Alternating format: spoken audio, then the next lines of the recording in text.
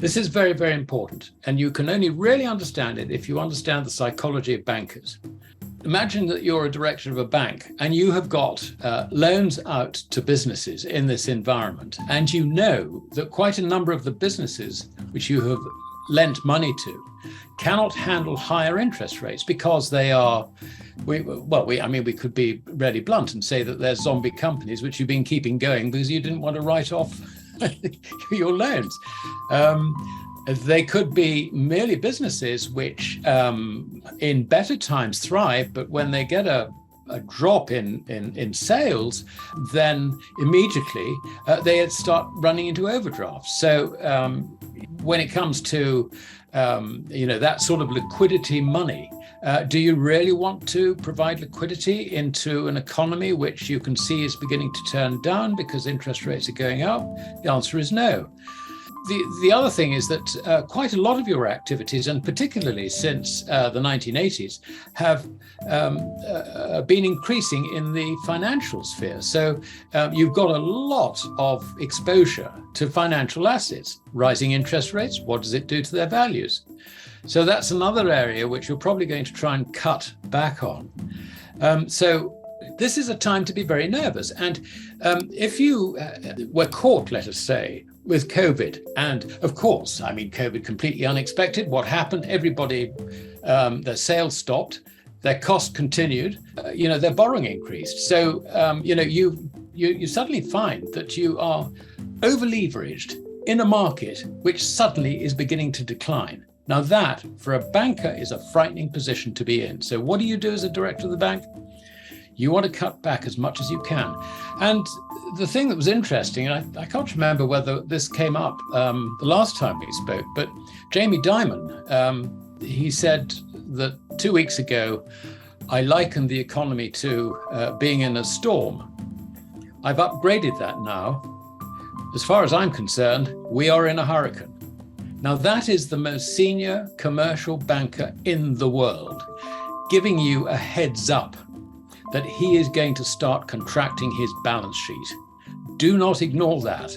And nor will all the cohort of bankers around the world. They will know exactly what he said. And if they hadn't already arrived at the same conclusion themselves, they have been told by Jamie Dimon that this situation is getting worse. Therefore, contract your balance sheets.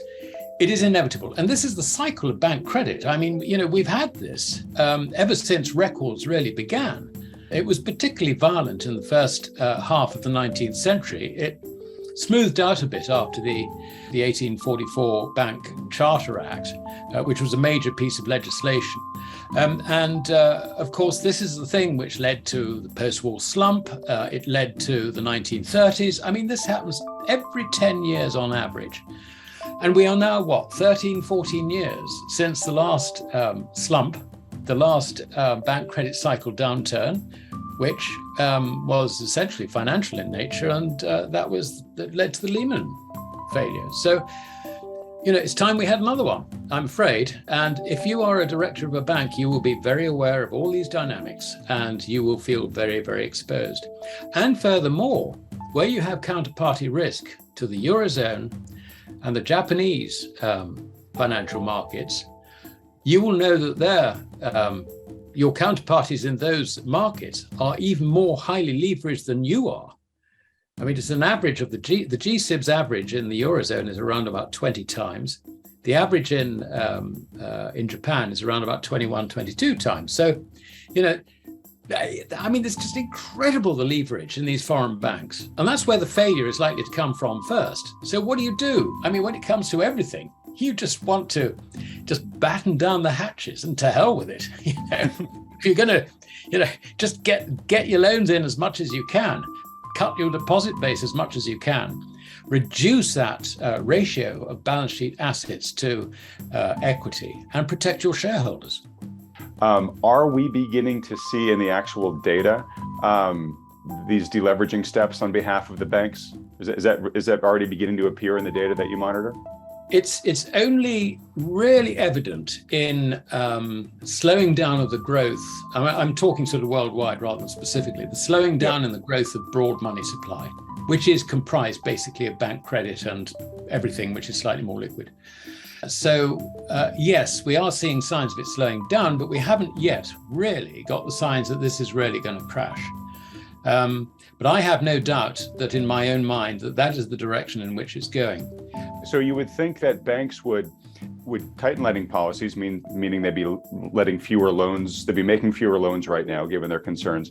You would think they would probably trying to call any loans that they could, right? Yeah. Just they're not having them out there. I guess this is the type of behavior that you're expecting to see a lot more of over the coming months, correct?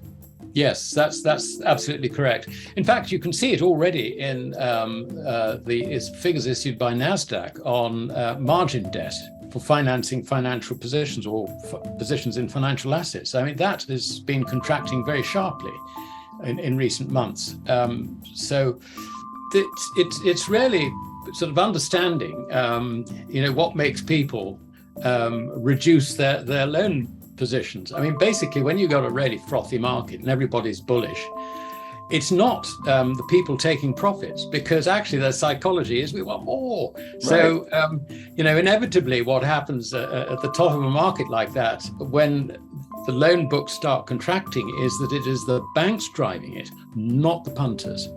And obviously it's not a pure argument. I mean, there's a bit of both, obviously, but I would say that overwhelmingly the banks, the brokers would be pulling in loans rather than the reverse. And, so when you see, sort of positions beginning to go sour, I think that they would tend to act very, very quickly on the margin in order to try and close positions down.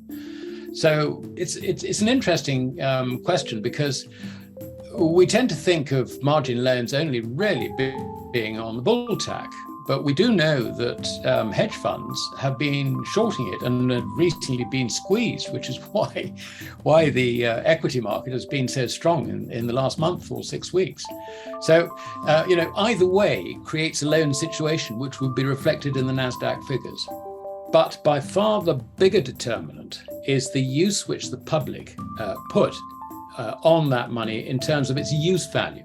So to give you an example, if they decide to dump the currency completely in return for goods and services, then it becomes completely worthless, despite the changes in the quantity of money which may or may not happen. And I think that at some stage we are likely to see this played out in quite dramatic form. And the reason I say that is that when you get a very severe contraction of bank credit, it inevitably leads to banking failures. It is the job of a central bank to try and ensure that these banking failures do not happen and they do not impact on members of the public. So what you're going to see is the currencies being debauched in order to protect the financial system, if I can put it that way.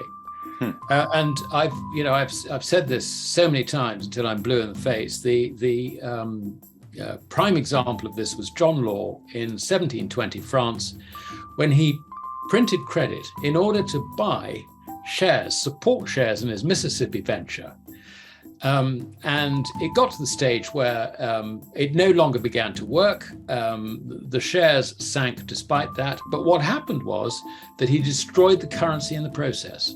And we have a similar situation today, where the central banks will try and keep the whole of the financial system going, which basically is not just keeping the banks open for business, but also stopping financial assets from sliding in value. And now that's going to require enough money printing to either destroy the currencies through quantity alone, or more likely, destroy the credibility of the fiat currencies that they issue in order to try and support markets. And that, I think, is really where we're going with this. We are in a situation where the major banks are very highly leveraged. And when that happens and things start deteriorating in terms of the outlook as far as bankers are concerned, then they start contracting their balance sheets. Now, the reason this matters is that GDP is actually it's driven by bank credit. It is the spending of bank credit. The amount of cash spent, because you've got two elements of credit in the economy in terms of circulating media. You've got dollar notes and coin, which are token coin. They're not real. They're not real coins. And you've got bank credit. And if you take out the overseas portion, and funnily enough, I was looking at the numbers this morning, you can pretty much halve the level of cash notes on the Fed's balance sheet as liabilities to arrive at a cash figure for the domestic US economy. Now, that being the case, then 5% of it is cash, 95% of it is bank credit. So what happens when you get a contraction of bank credit? GDP contracts. Now, bank credit feeds not just GDP, but it also feeds the financial sector, the exchange of financial assets, the ability to hold on to financial assets. So it does two very, very important things. But if we concentrate on the on GDP for the moment, a contraction in bank credit to take them back to more normal times, I think means that it should, in theory, mean that GDP contracts by something like $4, $5, maybe $6 trillion. Now that's a massive hit. That's a massive hit. And that is without anything happening from abroad, because we've got systemic risks from abroad as well. So I think it's terribly important to understand what this GDP number is. It is not a reflection of economic performance, economic prospects, economic progress, whatever the Keynesians and the macroeconomists believe.